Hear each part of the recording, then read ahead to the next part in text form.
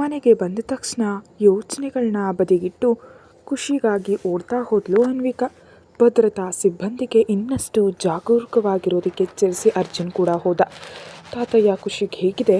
ಜ್ವರ ಇನ್ನೂ ಕಡಿಮೆಯಾಗಿಲ್ಲ ಅನ್ವಿಕಾ ಅಂದರು ಅವರು. ಚಿಂತಿಸಬೇಡಿ ಮೇಡಮ್, ಕಿವಿ ಚುಚ್ಚಿದ್ರಿಂದ ಜ್ವರ ಬಂದಿದೆ. ನೋವು ಕಡಿಮೆ ಆದ ನಂತರ ಜ್ವರ ಇಳಿಯುತ್ತೆ. ನೀವು ಬಂದಮೇಲೆ ಹೇಳೋಣ ಅಂತ ಕಾಯ್ತಿದ್ದೆ ಅಂತ ಯಾವ ಔಷಧಿ ಬಳಸಬೇಕಂತ ತಿಳಿಸಿ ಅರ್ಜುನ್ ಜೊತೆ ಮಾತಾಡಿ ವೈದ್ಯರು ಹೊರಟು ಹೋದ್ಮೇಲೆ ಖುಷಿಗಾಗಿ ಮೇಲೆ ಹೋದ್ಲು ಅನ್ವಿಕಾ. ಏನಾಯಿತು ಅರ್ಜುನ್? ಅವರಿಗೆ ತಕ್ಕ ಪಾಠ ಕಲಿಸಿದ್ಯಾ? ಅವರು ಇನ್ನೂ ಬದಲಾಗೋದಿಲ್ವೇ ತಾತಯ್ಯ? ಯಾಕೆ ಹೀಗೆ ವರ್ತಿಸ್ತಿದ್ದಾರೆ? ಬೇಡ ಅಂತ ನಾನು ದೂರ ಬಂದಿದ್ದೀನಿ. ನನ್ನನ್ನು ಏನು ಮಾಡೋದಕ್ಕೆ ಸಾಧ್ಯ ಆಗದೆ ಖುಷಿಯನ್ನು ಮತ್ತು ಅವಳಿಗಾಗಿ ಬಂದವ್ರನ್ನ ಕಾಡೋದು ಏನಿದು? ಅವನಲ್ಲಿ ಅಸಹನೆ ತುಂಬಿತ್ತು. ಯಾಕೆ ಸಹಿಸ್ತಿದ್ದೀವಿ ಅಂತ ಪ್ರತ್ಯೇಕವಾಗಿ ಹೇಳಬೇಕಿಲ್ಲ ಅಲ್ವಾ ಅರ್ಜುನ್? ತಾಳ್ಮೆ ಇರಬೇಕು, ಆದರೆ ಮೈಥಿಲಿಗೆ ಹೇಗೆ ಬುದ್ಧಿ ಕಲಿಸ್ತೆ ಅಂತ ಹೇಳಪ್ಪ. ಅವರು ಸಣ್ಣ ಮಗುವಿನಂತೆ ಕುತೂಹಲದಿಂದ. ತಾತಯ್ಯ, ದಯವಿಟ್ಟು ಅರ್ಜುನ್ ಹೇಳಪ್ಪ. ಫೋನ್ ಕರೆ ಬಂದಿದ್ದರಿಂದ ಅದನ್ನು ತೆಗೆದು ನನ್ನ ಜೊತೆ ಬಂದ ವ್ಯಕ್ತಿಯನ್ನು ಕೇಳಿ, ಅವಳು ವಿವರಿಸ್ತಾಳೆ ಅಂತ ಹೇಳಿ ಗಾರ್ಡನ್ ಕಡೆ ಹೋದ. ಅದೇ ಉತ್ಸಾಹದಿಂದ ಮೇಲೆ ಹೋದ ರಾಧಾಕೃಷ್ಣ ಅವರು ಖುಷಿಯನ್ನು ನೋಡಿ ಕಣ್ಣೀರಾಗ್ತಿದ್ದ ಅನ್ವಿಕಾಳ ಭುಜ ಮುಟ್ಟಿ, ಅನ್ವಿಕಾ ಏನಿದು? ಅವಳಿಗೇನೂ ಆಗಿಲ್ಲ, 2 ದಿನದಲ್ಲಿ ಕಡಿಮೆ ಆಗುತ್ತೆ ಅಂತ ಮೃದುವಾಗಿ ಹೇಳಿದ್ರು. ನೋವಿಗೆ ಕಿವಿಗಳು ಕೆಂಪಾಗಿರೋದನ್ನು ನೋಡಿ ಕಣ್ಣು ಒರೆಸ್ಕೊಂಡ್ಳು. ಅಲ್ಲಿ ಏನಾಯ್ತಮ್ಮ ಅಂತ ಕೇಳಿದ್ರು. ಅರ್ಜುನ್ಗಾಗಿ ನೋಡಿದ್ರೆ ಅವನಲ್ಲಿರಲಿಲ್ಲ. ಅರ್ಜುನ್, ಇಲ್ಲ ಹೇಳಮ್ಮ, ಆ ಮೈಥಿಲಿಗೆ ನಿನ್ನ ಮಾನ್ಸ್ಟರ್ ಹೇಗೆ ಬುದ್ಧಿ ಕಲಿಸ್ತಾ ಅಂದರು. ತಾತಯ್ಯ, ಅವರೇನಾದರೂ ಕೇಳಿಸ್ಕೊಂಡ್ರೆ ನನ್ನ ಕೆಲಸ ಅಷ್ಟೇ ಅಂತ ಗಾಬರಿಯಿಂದ ಹೊರಗೆ ಬಂದಳು. ಅರೆ, ಏನು ಮಾಡಿದ್ರಂತ ಹೇಳಮ್ಮ ಅಂದರೆ? ಸ್ವಲ್ಪ ತಡ ಆಗಿದ್ದರೂ ನಿಮ್ಮ ಮನೆ ಸುಟ್ಟು ಹೋಗ್ತಿತ್ತು ತಾತಯ್ಯ. ನೀವು ಕಟ್ಟಿಸಿದ್ದು ಅಂತ ನಿಮ್ಮ ಮೊಮ್ಮಗ ಕರುಣೆ ತೋರಿಸ್ತಾ ಅಷ್ಟೇ. ಅರ್ಥ ಆಗದೆ ನೋಡಿದ್ರು. ಅಲ್ಲಿ ನಡೆದಿದ್ದನ್ನು ಒಂದೊಂದಾಗಿ ವಿವರಿಸಿದ ಅನ್ವಿಕಾ, ನಿಮ್ಮ ಮೊಮ್ಮಗಳಿಗೆ ಹೊಡೆದಿದ್ದೀನಿ ಅಂದ್ಲು. ಒಳ್ಳೆ ಕೆಲಸ ಮಾಡಿದೆ. ನಾವು ಯಾರು ಮಾಡದ ಕೆಲಸವನ್ನು ನಿನ್ನ ಕೈಯಿಂದ ಅರ್ಜುನ್ ಮಾಡಿಸಿದ್ದಾನೆ. ಇನ್ನು 4 ಏಟು ಹಾಕಬೇಕಿತ್ತು, ಆದರೂ ಅವರಿಗೆ ಬುದ್ಧಿ ಬರೋದಿಲ್ಲ. ಎಮ್ಮೆ ಮೇಲೆ ಮಳೆ ಸುರಿದಂತೆ. ಏನೋ ತಾತಯ್ಯ, ನನಗಂತೂ ಎದೆ ಬಡಿತ ಇನ್ನೂ ಕಡಿಮೆಯಾಗಿಲ್ಲ. ಏನೂ ಆಗೋದಿಲ್ಲ, ಅರ್ಜುನ್ ನೋಡ್ಕೊಳ್ತಾನೆ. ಈಗ ನಾನು ಹೋದರೆ ನನ್ನ ಜೊತೆ ಮಾತಾಡೋದೂ ಇಲ್ಲ. ಇಲ್ಲೇ ಇರಿ ತಾತಯ್ಯ. ಇಲ್ಲಮ್ಮ, ಇಷ್ಟೆಲ್ಲ ನಡೆದ ಮೇಲೆ ಆ ವರದರಾಜು ಮತ್ತು ಮೌಳಿ ಅರ್ಜುನ್ ಮತ್ತು ನಿನ್ನ ಮೇಲೆ ಇನ್ನಷ್ಟು ವಿಷ ತುಂಬುತ್ತಾರೆ. ನನ್ನಲ್ಲಿ ಇದ್ದರೆ ಮಾತ್ರ ಅವರ ಕುತಂತ್ರವನ್ನು ಪತ್ತೆ ಹಚ್ಚಬಲ್ಲೆ. ಮಗುವನ್ನು ಜಾಗ್ರತೆಯಾಗಿ ನೋಡ್ಕೊ. ನಡೆದಿದ್ದೆಲ್ಲ ನಿನ್ನ ಒಳಿತಿಗೆ ಅಂದ್ಕೊ. ಚೆನ್ನಾಗಿ ತಿಂದು ನೆಮ್ಮದಿಯಾಗಿ ಮಲಗು. ಯಾವ ಚಿಂತೆಯೂ ಬೇಡ. ನಾಳೆ ಬರ್ತೀನಿ ಅಂತ ಅನ್ವಿಕಾಳ್ ತಲೆ ಸವರಿ ಕೆಳಗೆ ಬಂದು ಅರ್ಜುನ್ಗೆ ತಿಳಿಸಿ ಹೊರಟು ಹೋದರು. ಮೇಲ್ ಬಂದ ಅರ್ಜುನ್ ಖುಷಿ ಹತ್ರ ಹೋದ. ಜ್ವರದ ಟೆಂಪ್ರೇಚರ್ ನೋಡ್ತಿದ್ಲು ಅನ್ವಿಕಾ. ಕೂದಲು ಚದುರಿ ಸುಸ್ತಾದ ಮುಖದೊಂದಿಗೆ ಅವಳು ದಣಿದಂತೆ ಕಂಡ್ಳು. ಅಷ್ಟರಲ್ಲಿ ಅವನ ಕಣ್ಣಿಗೆ ಬಿದ್ದಿತ್ತು ಕೆಂಪಾಗಿ ನಲುಗಿದ ಅನ್ವಿಕಾಳ ಭುಜ. ಅರ್ಜುನ್ ಕಣ್ಣುಗಳು ಕಿರಿದಾದವು. ಹತ್ರ ಬಂದು ನೋಡಲು ನಲುಗಿದ ಜಾಗ ಸ್ಪಷ್ಟವಾಗಿ ಕಾಣ್ತಿತ್ತು. ಏನಾಯ್ತಿಲ್ಲಿ ಅಂತ ಕೇಳ್ದ. ಮೈಥಿಲಿ ನಿನ್ನ ಮೇಲೆ ಕೈ ಮಾಡಿದ್ಲಾ? ಹಠಾತ್ತಾಗಿ ಕೇಳಿಸಿದ ಅರ್ಜುನ್ ಧ್ವನಿಗೆ ಹಿಂದೆ ತಿರುಗಿ ಏನು ಅಂದ್ಲು. ಕಣ್ಣಿನಿಂದಲೇ ಭುಜವನ್ನು ತೋರಿಸ್ದ. ಅದನ್ನು ಕಂಡ ಅನ್ವಿಕಾಳಿಗೆ ಏನು ಹೇಳಬೇಕಂತ ತಿಳಿದೆ ತಲೆ ತಗ್ಸಿದ್ಲು. ಕೇಳ್ತಿದ್ರೆ ಸುಮ್ಮನಿರೋದೇಕೆ? ಅವನಲ್ಲಿ ಕಿರಿಕಿರಿ ಇತ್ತು. ಮಗುವಿಗೆ ಕಿವಿ ಚುಚ್ಚುವಾಗ ನೀವು ಭಯದಿಂದ ಹಿಡ್ಕೊಂಡಿದ್ರಲ್ಲ ಅಂತ ಹೇಳಿದ್ಲು. ಒಂದು ಕ್ಷಣ ಏನೂ ತೋಚದ ಮುಖಭಾವದಿಂದ ನೋಡಿ, ಅದು ಭಯ ಅಲ್ಲ ಅಂದನು ಕೆಂಪಾದ ಮುಖದೊಂದಿಗೆ. ಅವನ ಮುದ್ದಾದ ಮುಖ.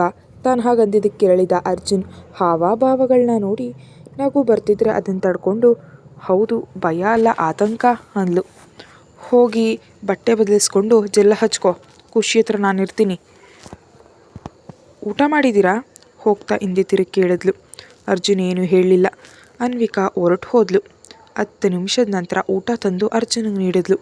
ಅವನು ಊಟ ಮಾಡ್ತಿದ್ರೆ ಔಷಧ ಪೆಟ್ಟಿಗೆಯಿಂದ ತಂಪು ಮುಲಾಮು ತೆಗೆದುಕೊಂಡು ಭುಜಕ್ಕೆ ಹಚ್ಕೊಂಡು, ಖುಷಿ ಏನೂ ತಿಂದಿಲ್ಲ, ಹಾಲಾದರೂ ಕುಡಿಸ್ಬೇಕು ಅನ್ನುತ್ತಾ ಅವಳ ಪಕ್ಕ ಕೂತು, ಖುಷಿ ಪುಟ್ಟಿ ಎಷ್ಟು ಚೆನ್ನಾಗಿದೆಯಲ್ಲ ಅಂದ್ಲು. ಅರ್ಜುನ್ ತುಟಿ ಮೇಲೆ ಸಣ್ಣ ನಗು ಮೂಡಿ ತಕ್ಷಣ ಮಾಯ ಆಯಿತು. ವಿಚಿತ್ರ ಹುಡುಗಿ. ತನಗೆ ಆದ ನೋವಿನ ಬಗ್ಗೆ ಅಳ್ತಾಳೆ ಅಂದ್ಕೊಂಡ್ರೆ ಮಗುವನ್ನು ನೋಡಿ ಸಂಭ್ರಮ ಪಡ್ತಿದ್ದಾಳೆ ಅಂದ್ಕೊಂಡು ಊಟ ಮಾಡುವ ಅಂದ. ಹಸಿವಿಲ್ಲ. ಖುಷಿ ಆದಮೇಲೆ ಅವಳಿಗೆ ಹಾಲು ಕುಡಿಸಿ ನಂತರ ತಿಂತೀನಿ. ಹೋಗಿ ಊಟ ಮಾಡಿ ಬಾ ಅಂತ ಹೇಳಿದೆ. ಸ್ವಲ್ಪ ಗಂಭೀರವಾಗಿ ಹೇಳಿದ್ರಿಂದ ಮುಖ ಸಿಂಟರ್ಸ್ಕೊಂಡು ತಟ್ಟೆ ತೆಗೆದುಕೊಂಡು ಕೆಳಗೆ ಹೋಗಿ ಬೇಗನೆ 2 ತುತ್ತು ತಿಂದು ಬಂದಳು. ಆಫೀಸ್ನಲ್ಲಿ ಫೋನಲ್ಲಿ ಮಾತಾಡ್ತಾ ಲ್ಯಾಪ್ಟಾಪ್ ತೆಗೆದುಕೊಂಡು ಅರ್ಜುನ್ ಸೋಫಾದಲ್ಲಿ ಕೂತ್ರೆ ಮಗುವಿನ ಪಕ್ಕ ಕೂತು ಕೈ ಹಿಡ್ಕೊಂಡ ಅನ್ವಿಕಾ ಸುಸ್ತಿನಿಂದ ಕಣ್ಬಿಡಲಾಗದೆ ನಿದ್ರೆಗೆ ಜಾರದ್ಲು. ಅರ್ಧ ಗಂಟೆ ನಂತರ ಅತ್ತ ನೋಡಿದ ಅರ್ಜುನ್ ಕೆಳಗೆ ಕುಳಿತೇ ನಿದ್ರಿಸ್ತಿರೋ ಅನ್ವಿಕಾಳನ್ನ ನೋಡಿ ಎದ್ದು ಹೋದ. ರಾಧಾಕೃಷ್ಣ ಅವರು ಮನೆಗೆ ಹೋಗುವಷ್ಟರಲ್ಲಿ ಮನೆಯಲ್ಲಿ ವೈದ್ಯರ ಜೊತೆ ಇಬ್ಬರು ನರ್ಸ್ ಬಂದಿದ್ರು. ಗಂಟಲಿಗೆ ಪಟ್ಟಿಯೊಂದಿಗೆ ಕೋಪದಿಂದ ಕುದಿತಿರೋ ಚಂದ್ರಮೌಳಿ ಅವರ ಕಿವಿಯಲ್ಲಿ ಏನೋ ಹೇಳ್ತಾ ಇದ್ದ ವರದರಾಜು ಕಂಡ್ರು. ತಾತಯ್ಯನನ್ನ ನೋಡಿದ ಕೂಡಲೇ ಮೌಳಿ ಮುಖ ಬಾಡ್ ಹೋಯ್ತು. ವರದರಾಜುಗೆ BP ಪರೀಕ್ಷಿಸಿ ಆಶ್ಚರ್ಯಗೊಂಡ ನರ್ಸ್, ಇಷ್ಟು BP ಇದ್ರೆ ಕಷ್ಟ ಸರ್ ಅಂದ್ಲು. ಬೇರೆಯವ್ರ ಮೇಲೆ ಬಿದ್ದು ಹತ್ರ BP ಹೆಚ್ಚಾಗದೆ ಏನಾಗುತ್ತೆ? ರಾಧಾಕೃಷ್ಣ ಅವರ ವ್ಯಂಗ್ಯಕ್ಕೆ ವರದರಾಜು ಒಳಗೊಳಗೆ ಉರಿದು ಹೋದ. ಇನ್ನು ಬದಲಾಗದಿದ್ರೆ BP ಹೆಚ್ಚಾಗೋದಕ್ಕೆ ಅಥವಾ ತಿರುಗಾಡಲು ಮನುಷ್ಯನೇ ಇಲ್ಲದಂತೆ ಮಾಡ್ತಾನೆ ಈ ಬಾರಿ. ಮೈ, ಕೈ ಮತ್ತು ಬಾಯಿ ಹತೋಟಿಯಲ್ಲಿಟ್ಕೊಂಡ್ರೆ ಒಳ್ಳೆಯದು. ಮೌಳಿ ಸಿಟ್ಟಿನಿಂದ ಇದ್ದ. ಅಪ್ಪ, ನನ್ನನ್ನು ಕರಿಬೇಡ. ನಿನಗೆ ಮಗನಾದದಕ್ಕೆ ನನ್ನ ಮೇಲೆ ನನಗೆ ಅಸಹ್ಯ ಆಗ್ತಿದೆ. ನಿಮ್ಮ ಜೊತೆ ಇರೋದು ಮುಳ್ಳಿನ ಮೇಲೆ ಕೂತಂತೆ.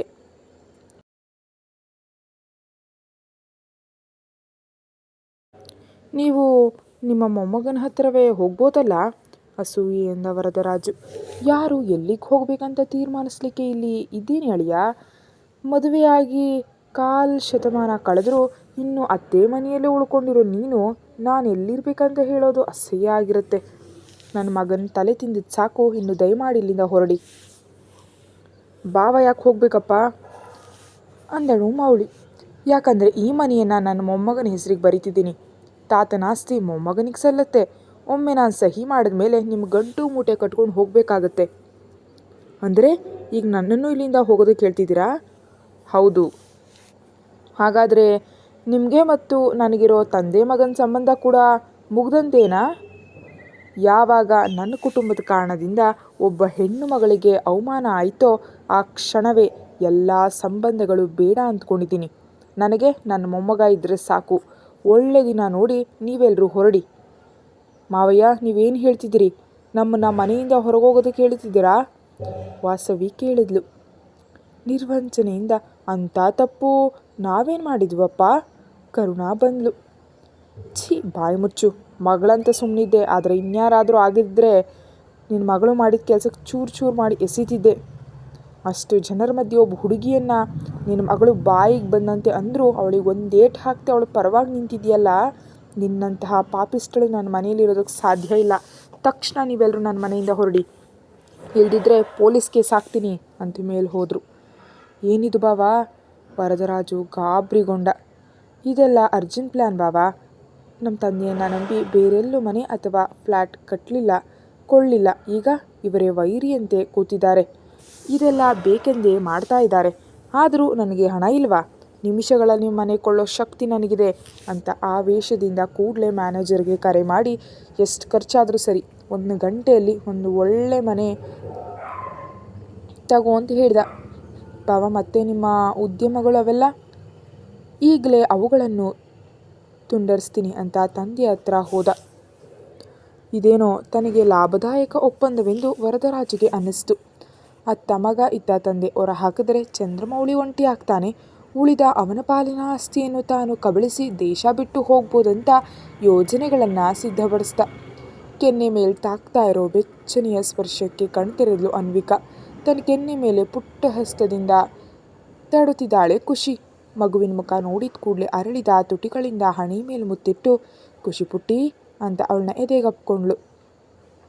ಮಗುವನ್ನು ಮನಸಾರೆ ಮುದ್ದಾಡಿ, ಹಾಲು ಕುಡಿಯುವಂತೆ ನಡಿಯಮ್ಮ ಅಂತ ಎದ್ದು ನೋಡಿದಾಗ ತಾನು ಮಂಚದ ಮೇಲೆ ಇರೋದನ್ನು ಗಮನಿಸಿ, ಕೆಳಗೆ ಕೂತಿದ್ದು ನಾನು ಇಲ್ಲಿಗೆ ಹೇಗೆ ಬಂದೆ ಅಂದ್ಕೊಳ್ತಾ ಸುತ್ತಲೂ ನೋಡಿದ್ಲು. ಅರ್ಜುನ್ ಅಲ್ಲಿ ಇರಲಿಲ್ಲ. ಮಗುವನ್ನು ಕರ್ಕೊಂಡು ಕೆಳಗೆ ಬಂದು ಹಾಲು ಕಾಯಿಸಿ ಕುಡಿಸಿ ಕಿವಿಗಳಿಗೆ ಮೆಲ್ಲಗೆ ಮುಲಾಮು ಹಚ್ಚಿದ್ಲು. ಕೆಂಪು ಹರಳುಗಳ ಚಿನ್ನದ ಓಲೆಗಳಿಂದ ಇನ್ನಷ್ಟು ಮುದ್ದಾಗಿ ಕಾಣ್ತಿದ್ದ ಖುಷಿಯನ್ನು ತುಂಬ ಫೋಟೋ ತೆಗೆದ್ಲು. ಖುಷಿ, ಅರ್ಜುನ್ ಧ್ವನಿಗೆ ಹಾಲು ಕುಡಿತಿದ್ದ ಖುಷಿ ತಲೆ ತಿರುಗಿಸಿ ನೋಡಿ ಕಿಲಕಿಲ ನಕ್ಕಿದ್ಲು. ಹಾಲಿನ ಮೀಸೆಯೊಂದಿಗೆ ಮುದ್ದಾಗಿ ನಗ್ತಿದ್ರೆ ಅರ್ಜುನ್ಗೆ ಪ್ರಾಣ ಮರಳಿ ಬಂದಂತಾಯಿತು. ಕೆನ್ನೆ ಮುಟ್ಟು ನೋಡ್ದ. ಜ್ವರ ಇಳಿದಿದೆ, ನೋವು ಆಗಲೇ ಹೋಯ್ತೆ, ಜ್ವರ ಕಡಿಮೆಯಾಗಿದೆ ಅಂದನು ಅನ್ವಿಕಾಳಿಗೆ. ಅನ್ವಿಕಾ ಮಾತಾಡಲಿಲ್ಲ. ವಿಚಿತ್ರವಾಗಿ ನೋಡ್ತಾ ಕೇಳಿದ್ರೆ, ಉತ್ತರ ಹೇಳಬೇಕಂತ ತಿಳಿಯೋದಿಲ್ವಾ? ಅಯ್ಯೋ ಸರ್, ನನ್ನನ್ನೇನಾ ಇನ್ನು ಗೋಡೆಗಳೊಂದಿಗೆ ಅಥವಾ ಪೀಠೋಪಕರಣಗಳೊಂದಿಗೆ ಮಾತಾಡ್ತಿದ್ದೀರಿ ಅಂದ್ಕೊಂಡೆ. ನನಗೊಂದು ಹೆಸರಿದೆ ಅನ್ವಿಕಾ ಎಂದು. ಕನಿಷ್ಠ ಅನ್ವಿಕಾ ಅಂತ ಕರೆದ್ರೂ ಉತ್ತರಿಸ್ತೀನಿ, ಆದರೆ ನೀವು ಮಾತ್ರ ಕರೆಯದೇ ಮಾತಾಡಿದ್ರೆ ನನಗೆ ಹೇಗೆ ತಿಳಿಯುತ್ತೆ ನನ್ನನ್ನೇ ಕೇಳ್ತಿದ್ದೀರಿ ಅಂತ? ಇಲ್ಲಿ ನಿನ್ನ ಹೊರತು ಇನ್ಯಾರಾದರೂ ಇದ್ದಾರಾ? ಇದ್ದಾಳೆ ಅಲ್ವಾ ಖುಷಿ ಪುಟ್ಟಿ. What's wrong with you? ಏನಿಲ್ಲ ಸರ್, ನೀವು ನನ್ನನ್ನು ಹೆಸರಿನಿಂದ ಕರೆದರೆ ಮಾತಾಡ್ತೀನಿ. ಓದುಗರು ಕೂಡ ಮನುಷ್ಯ ಅಂತಿದ್ದಾನೆ, ಅವಳಿಗೊಂದು ಹೆಸರಿದೆ ಅಂತ ತಿಳಿಯದೆ ಇವನಿಗೆ ಅಂತಿದ್ದಾರೆ ನಿಮ್ಮನ್ನು. ವಾಟ್? ಏನಿಲ್ಲ ಸರ್, ಖುಷಿ ಏನು ತಿಂದಿಲ್ಲ, ಏನಾದರೂ ಹಗುರವಾಗಿ ಮಾಡಿ ಕೊಡಬೇಕು, ಮಗುವನ್ನು ನೋಡ್ಕೊಳ್ಳಿ ಅಂಥೇಳಿ ಅಡುಗೆ ಮನೆಗೆ ಹೋದ್ಲು. ಕ್ರೇಜಿ ಗರ್ಲ್ ಅಂತ ಗೊಣಗ್ತಾ ಖುಷಿಯನ್ನು ಎತ್ಕೊಂಡು ತೋಟಕ್ಕೆ ಹೋದ. ಅಷ್ಟರಲ್ಲೇ ರಾಧಾಕೃಷ್ಣ ಅವರು ಕಾಲ್ ಮಾಡಿದ್ರು. ಹೇಳಿ ತಾತಯ್ಯ, ನಿನ್ನ ಜನಕರನ್ನು ವನವಾಸ ಕಳಿಸಿದ್ದೀನಿ ಮೊಮ್ಮಗನೇ. ತಾತಯ್ಯ, ವಿಷಯ ಹೇಳಿದೆ. ಏನಿದು? ಅದೇ ಕಣೋ, ನಿಮ್ಮ ತಂದೆಯನ್ನು ಮನೆಯಿಂದ ಹೊರಟು ಹೋಗುವಂದೆ. ಅವನು ಗೇಟೆಡ್ ಕಮ್ಯುನಿಟಿಯಲ್ಲಿ ಮನೆ ಕೊಂಡ್ಕೊಂಡು ಹೋಗ್ತಿದ್ದಾನೆ. ತಾತಯ್ಯ, ನಿಮ್ಗೆ ಹುಚ್ಚಿಡ್ತಿದ್ಯಾ? ಯಾಕೆ ಹೀಗೆ ಹುಚ್ಚು ಕೆಲಸಗಳನ್ನ ಮಾಡ್ತಿದ್ದೀರಿ ಅಂತ ಅರ್ಜುನ್ ಗಂಭೀರವಾಗಿ ಕಿರಿಸ್ತಿದ್ರೆ ಬಂದ ಅನ್ವಿಕಾ ಒಗ್ಗರಣೆಯಲ್ಲಿ ಹಸಿ ಮೆಣಸಿನಕಾಯಿಯಂತೆ ಇವನು ಯಾವಾಗಲೂ ಯಾಕೆ ಹೀಗೆ ಸಿಡಿತಿರ್ತಾನೆ ಅಂದ್ಕೊಂಡ್ಳು. ಅನ್ವಿಕಾಳನ್ನು ನೋಡಿ ಖುಷಿಯನ್ನು ನೀಡಿ ಪಕ್ಕಕ್ಕೆ ಹೋದ. ಮಗುವಿಗೆ ಮೊಸರನ್ನು ತಿನ್ನಿಸ್ತಾ ಒಂದು ಕಿವಿಯಲ್ಲಿ ಆ ಮಾನ್ಸ್ಟರ್ ಕೋಪಕ್ಕೆ ಕಾರಣ ಏನಂತ ಕೇಳಿಸ್ಕೊಳ್ಳೋದಕ್ಕೆ ಚಾಚಿದ್ಲು. ಅವ್ರ ಜೊತೆ ನಿಮ್ಗೆ ಯಾಕೆ ತಾತಯ್ಯ ಈಗ ದೂರ ಹೋಗಿದ್ದಾರೆ, ಅವರನ್ನು ಗಮನದಲ್ಲಿಟ್ಕೊಳ್ಳೋದು ಕಷ್ಟ ಆಗುತ್ತೆ. ನಿಜಕ್ಕೂ ಯಾಕೆ ಗಮನಿಸಬೇಕು ಅರ್ಜುನ್? ನಿಮ್ಮ ತಂದೆಗೆ ಸತ್ಯಾಸತ್ಯತೆ ತಿಳಿದು ಅಂಧಕಾರದಿಂದ ಮುಚ್ಚಿ ಹೋದ ಕಣ್ಣುಗಳು ತೆರೀಬೇಕು. ನನ್ನ ಮಗನಿಗೆ ಬುದ್ಧಿ ಬರಲಿ ಎಂದೇ ನಾನು ಹೀಗೆ ಮಾಡಿದೆ ಅರ್ಜುನ್ ಅಂದರು ಅವರು. ನಿಮ್ಮ ಮಗನಿಗೆ ಇರೋದಕ್ಕೆ ನೆನೆ ಇಲ್ಲದಂತೆ ಮಾಡಿದ್ದೀರಾ? ಖುಷಿಯನ್ನು ಆಡಿಸ್ತಿದ್ದ ಅನ್ವಿಕಾಳನ್ನು ನೋಡ್ತಾ ಹೇಳ್ದ. ಅದನ್ನೇ ಹೇಳ್ತಿರೋದು. ನನ್ನನ್ನು ನಂಬಿ ಇಷ್ಟು ದಿನ ಎಲ್ಲೂ ಒಂದು ಪುಟ್ಟ ಮನೆಯನ್ನು ಕೊಳ್ಳಿಲ್ಲ ನಿಮ್ಮ ತಂದೆಯಾದ ನನ್ನನ್ನು ನಂಬಿದ್ದು ಸರಿಯೇ, ಆದರೆ ಆವಿನಂತ ಆ ವರದರಾಜನನ್ನು ನಂಬ್ದ. ಅವನು ಮಾಡೋ ಕೆಸರಿನಲ್ಲಿ ಕೊಚ್ಚಿ ಹೋಗೋ ದಿನಗಳು ಹತ್ತಿರದಲ್ಲಿವೆ. ಒಳ್ಳೆ ಮುಖವಾಡ ಹಾಕೊಂಡವರ ನಿಜ ಸ್ವರೂಪ ಅವರಿಗೆ ತಿಳಿಬೇಕು ಅರ್ಜುನ್. ಮಗಳು ಹೋದರೂ ಬೇಸರ ಇಲ್ಲ, ಮಗ ದೂರ ಆದರೂ ಭಯ ಇಲ್ಲ. ನಾಳೆ ದಿನಗಳಲ್ಲಿ ತನ್ನ ವೃದ್ಧಾಪ್ಯದಲ್ಲಿ ನೋಡೋರು ಯಾರಿದ್ದಾರೆ ಎಂಬ ಚಿಂತೆ ಇಲ್ಲದವನಿಗೆ ಗಟ್ಟಿಯಾಗಿ ಏಟು ಬೀಳಲೇಬೇಕು. ನಿಮ್ಮಿಷ್ಟ. ಆದರೆ ಈಗ ಪ್ರಸ್ತುತವಾಗಿ ಏನಂತಿದ್ದಾರೆ? ಏನಿದೆ, ಮ್ಯಾನೇಜರ್ಗೆ ಕರೆ ಮಾಡಿದ ತಕ್ಷಣ ಫ್ಲ್ಯಾಟ್ ನೋಡೋದಕ್ಕೆ ಹೇಳಿದ್ದಾನೆ. ನಿಮ್ಮಮ್ಮ ಅತ್ತೆ ಅಳ್ತಾ ಬಟ್ಟೆಗಳನ್ನ ಜೋಡಿಸ್ಕೋತಿದ್ದಾರೆ. ಅವ್ರು ಹೋದ್ಮೇಲೆ ನೀವೊಬ್ಬರೇ ಏನು ಮಾಡ್ತೀರಿ? ಕಾರ್ ಕಳಿಸ್ತೀನಿ, ಬಂದುಬಿಡಿ. ಹಾಗೆ ಇಂದು ಅಲ್ಲಿದ್ದು ಬೆಳಿಗ್ಗೆ ಬರ್ತೀನಿ. ಬೆಳಿಗ್ಗೆ ತಿಂಡಿಗೆ ಬಿಸಿ ಬಿಸಿ ತೆಂಗಿನಕಾಯಿ ಚಟ್ನಿ, ಖಾರ ದೋಸೆ ಮಾಡೋದಕ್ಕೆ ಅನ್ವಿಕಾಳಿಗೆ ಹೇಳು, ಫೋನ್ ಕೊಡು ಅಂದರು. ಅಂಥದ್ದೇನೂ ಇರೋದಿಲ್ಲ ಇನ್ನು. ಮೊನ್ನೆವರೆಗೆ ಅಂದರೆ ವಾರಕ್ಕೊಮ್ಮೆ ಅಂತ ಸುಮ್ಮನಿದ್ದೆ. ಪ್ರತಿದಿನ ಅವನ್ನೇ ತಿಂತೀನಿ ಅಂದರೆ ಅಪ್ಪಿತಪ್ಪಿ ಒಪ್ಪೋದಿಲ್ಲ. ನೀವು ಬನ್ನಿ, ಆಮೇಲೆ ನೋಡೋಣ ಅಂತ ಕಾಲ್ ಕಟ್ ಮಾಡಿ ಖುಷಿ ಹತ್ರ ಬಂದ. ಮಗುವಿನ ತುಟಿಗಳನ್ನ ಒರೆಸಿ ಅರ್ಜುನ್ ಬರೋದನ್ನು ನೋಡಿ, ನಿಮ್ಮ ಹತ್ರ ಒಂದು ವಿಷಯ ಹೇಳಬೇಕು ಸರ್ ಅಂದ್ಲು. ಏನು? ನಾಳೆ ಭಾನುವಾರ ಆಶ್ರಮದಿಂದ ಒಂದು 10 ಮಂದಿ ಮಕ್ಕಳನ್ನು ಇಲ್ಲಿಗೆ ಕರ್ಕೊಂಡು ಬರೋಣ ಅಂದ್ಕೊಳ್ತಿದ್ದೀನಿ. ಯಾಕೆ? ಖುಷಿ 4 ಜನರ ಜೊತೆ ಸೇರಿ ಆಡಿದ್ರೆ ಮನಸ್ಸು ಸಕ್ರಿಯವಾಗುತ್ತೆ. 10 ಮಂದಿ ಮಾತನಾಡಿದ್ರೆ ಹೊಸ ಪದಗಳು ತಿಳಿಯುತ್ತವೆ. ಅವಳು ಕೂಡ ಜನರ ಮಧ್ಯೆ ಓಡಾಡಿದ್ರೆ ಉತ್ಸಾಹ ಬರುತ್ತೆ ಅಂತ. I will see. Thank you ಅಂದ್ಲು ಸಂಭ್ರಮದಿಂದ. ನಾಳೆ ಬೆಳಿಗ್ಗೆ ತಾತಯ್ಯ ಇಲ್ಲಿಗೆ ಬರ್ತಿದ್ದಾರೆ. ಇನ್ನು ಮುಂದೆ ನಮ್ಮ ಜೊತೆ ಇಲ್ಲೇ ಇರ್ತಾರೆ. ಅವರು ಕೇಳಿದ್ರಂತ ಎಣ್ಣೆ ಪದಾರ್ಥಗಳನ್ನ ಕೊಟ್ಟರೆ ನಾನು ಸುಮ್ಮನಿರೋದಿಲ್ಲ. ಪೌಷ್ಟಿಕ ತಜ್ಞರು ಬಂದು ಪರೀಕ್ಷಿಸಿ ಏನು ತಿನ್ಬೇಕಂತ ಡಯಟ್ ಚಾರ್ಟ್ ನೀಡ್ತಾರೋ ಅದನ್ನೇ ನೀಡಬೇಕು. ಅರ್ಥ ಆಯ್ತಾ? ಆಯಿತು ಅಂತ ಹೇಳಿ ಹಿಂದೆ ತಿರುಗಿ ಒಳಗೆ ಹೋದ್ಲು. ಅರೆ, ಹೊಟ್ಟೆ ತುಂಬ ತಿಂದರೆ ಇವರಿಗೇನು ಕಷ್ಟ? ಇಷ್ಟು ಸಂಪಾದಿಸಿ ರುಚಿಕರವಾದ ಊಟ ಮಾಡದಿದ್ರೆ ಈ ಜನ್ಮ ಯಾಕೆ? ಏನೋ ತಿನ್ನೋರಿಗೆ ಅನ್ನ ಸಿಗೋದಿಲ್ಲ, ತಿನ್ನೋ ಶಕ್ತಿ ಇರೋರಿಗೆ ತಿಂದದ್ದು ಅರಗೋದಿಲ್ಲ. ದೇವರು ಯಾರನ್ನು ಹೇಗೆ ಆಡಿಸ್ತಾನೋ ಅಂದ್ಕೊಂಡು. ಆದರೂ ತಾತಯ್ಯ ಇಲ್ಲೇ ಇರೋದೇನು ಅಂದರೆ ಕಾಯಂ ಆಗಿ ಅಲ್ಲಿಂದ ಬರ್ತಿದ್ದಾರಾ? ಯಾಕೆ, ಏನಾದರೂ ಗಲಾಟೆ ಆಯಿತಾ ಅಂದ್ಕೊಂಡ್ಲು ಅನ್ವಿಕಾ. ಅರ್ಥ ಆಗಲಿಲ್ಲ. ತಾತಯ್ಯ ಬಂದಮೇಲೆ ಮಾನ್ಸ್ಟರ್ ಇಲ್ದಿದ್ದಾಗ ಕೇಳ್ಬೋದು ಅಂತ ಸುಮ್ಮನಾದ್ಲು. ಅನ್ವಿಕಾ ನೀಡಿದ ಕೆನ್ನೆಯ ಏಟಿಗೆ ಬುಗ್ಗೆಗಳು ಊದ್ಕೊಂಡು ಬೆವರ್ತಿದ್ದ ಮೈಥಿಲಿಗೆ ಗಾಯದ ಮೇಲೆ ಉಪ್ಪು ಸವರಿದಂತೆ ತಾಯಿ ಮೂಲಕ ತಿಳಿಯಿತು ಮನೆಯಿಂದ ಹೊರ ಹೋಗ್ತಿರುವ ವಾರ್ತೆ. ವೇಗವಾಗಿದ್ದು ರಾಧಾಕೃಷ್ಣ ಅವರ ಹತ್ರ ಹೋಗಿ, ತಾತಯ್ಯ, ನಮ್ಮನ್ನು ಮನೆಯಿಂದ ಹೋಗೋದಕ್ಕೆ ಹೇಳ್ತಿದ್ದೀರಾ ಅಂದ್ಲು. ಹೌದು, ಕನ್ನಡಕ ಸರಿಪಡಿಸ್ಕೊಳ್ತಾ ತಾವು ಪ್ರತಿದಿನ ಓದೋ ಪುಸ್ತಕ ಹಿಡಿದಿದ್ರು. ನಮ್ಮನ್ನು ಹೊರಹಾಕಿ ಯಾರನ್ನ ತಂದಿರಿಸ್ಕೊಳ್ಬೇಕಂತ ನೋವಿಗೆ ಕೆನ್ನೆ ಉರಿತಿದ್ರು ಕಿರ್ಚ್ತಿದ್ದಾಳೆ. ಯಾರನ್ನ ಇರಿಸ್ಕೊಳ್ತೀನೋ, ಯಾರಿಗೆ ಬರ್ಕೊಡ್ತೀನೋ ಅದೆಲ್ಲ ನನ್ನಿಷ್ಟ. ಇದು ನನ್ನ ಸ್ವಂತ ಸಂಪಾದನೆ. ಕೇಳೋ ಹಕ್ಕು ಮಗಳಾಗಿ ನಿನಗಿಲ್ಲ. ನಿನ್ನ ಹಕ್ಕುಗಳೇನಿದ್ರು ಇದ್ರೆ ನಿಮ್ಮ ತಂದೆಯನ್ನು ಹೋಗಿ ಕೇಳು ಅಂದರು. ಇಷ್ಟು ವರ್ಷ ಇಲ್ಲದ್ದು ಈಗ ನಡೆದಿದೆ. ಇದೆಲ್ಲ ಆ ಬೀಚ್ ಇಂದಲೇ. ನನ್ನನ್ನು ಹೊಡೆದಿದ್ದಾಳೆ ಅವಳು. ಅವಳನ್ನ ಅಷ್ಟು ಸುಲಭವಾಗಿ ಬಿಡೋದಿಲ್ಲ. ನಿಮ್ಮ ಮೊಮ್ಮಗನಿಗೆ ಅವಳನ್ನ ಕಟ್ಟೋದಕ್ಕೆ ನೋಡ್ತಿದ್ದೀರಿ ಅನಿಸುತ್ತೆ. ನನ್ನ ಪ್ರಾಣ ಇರೋವರೆಗೂ ಅದು ನಡೆಯೋದಕ್ಕೆ ಬಿಡೋದಿಲ್ಲ ಅಂತ ಕೋಪದಿಂದ ಕೂಗಿ ಅಲ್ಲಿಂದ ಹೊರಟು ಹೋದ್ಲು. ನೀನು ಮಾಡೋದೇನು ಮೊಮ್ಮಗಳೇ? ಬೇಕೆಂದೇ ರಾಮ ಸೀತೆಯನ್ನು ದೂರ ಇಟ್ಟರೆ ಹೊರತು ಅವರನ್ನು ಬೇರ್ಪಡಿಸೋದು ಯಾರಿಂದಲೂ ಸಾಧ್ಯ ಇಲ್ಲ ಅಂತ ಮುಗುಳ್ನಕ್ಕರು ರಾಧಾಕೃಷ್ಣ ಅವರು. ಕತೆ ಮುಂದುವರಿಯುತ್ತೆ. Thank you.